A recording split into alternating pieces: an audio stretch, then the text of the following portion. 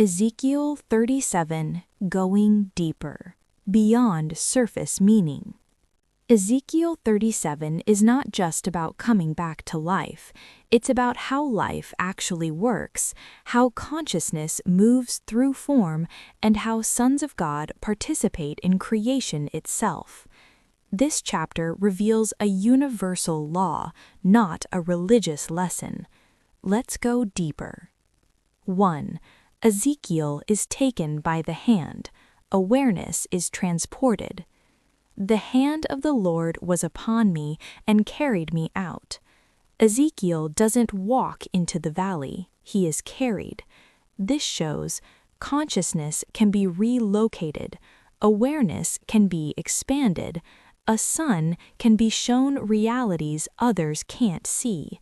This is not imagination. This is perception beyond the physical layer. Sons of God don't only live in the visible realm, they perceive what underlies it. 2. The valley is wide and full. This is systemic, not individual. The valley was full of bones, very dry. This isn't one person, this isn't one nation, this is mass consciousness collapse. Dryness means no emotional life, no spiritual sensitivity, no memory of source, total exhaustion of hope. Dryness is what happens when life is reduced to survival. Sons of God recognize burnout, trauma, and identity loss as breath deprivation, not moral failure. 3. God asks Ezekiel. Authority is shared. God does not say, "I will fix this." He asks, "Can these bones live?" This reveals something massive. God partners, not dominates. Creation waits for agreement. Authority flows through sons, not around them. Sons of God are not spectators, they are participants in resurrection itself. 4. Prophesying is not predicting, it is remembering matter of its original design. Bones don't need motivation, they need instruction from identity. When Ezekiel speaks, he doesn't explain, he doesn't debate, he doesn't justify. He speaks as one who knows what life is supposed to be. Sons of God don't convince reality, they command coherence. 5. Noise before life. Disorder is part of reordering. There was a rattling. Rattling is uncomfortable. It's loud, it feels chaotic. This is what happens when old patterns break, trauma surfaces, systems collapse, lies lose stability. Many mistake this for destruction. It's not destruction, it's reassembly. Sons of God don't panic when things shake. They know life is rearranging itself. 6. Bodies without breath. The danger of half awakening. This is one of the deepest warnings in the chapter. Bodies form, structure returns, still no breath.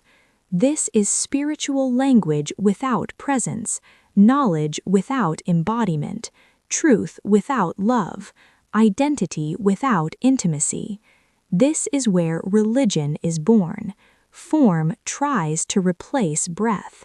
Sons of God refuse to stop at structure, they wait for full embodiment. 7. Breath comes from everywhere. Life is not local. Breath comes from the four winds. This shows life is not owned by one system.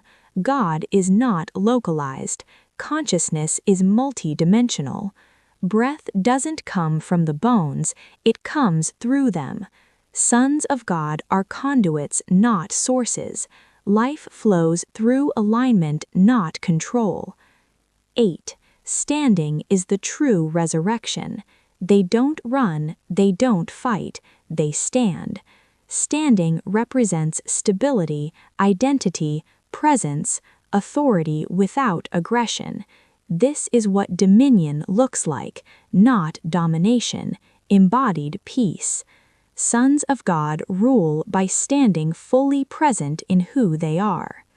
9. An exceedingly great army. Unity of frequency.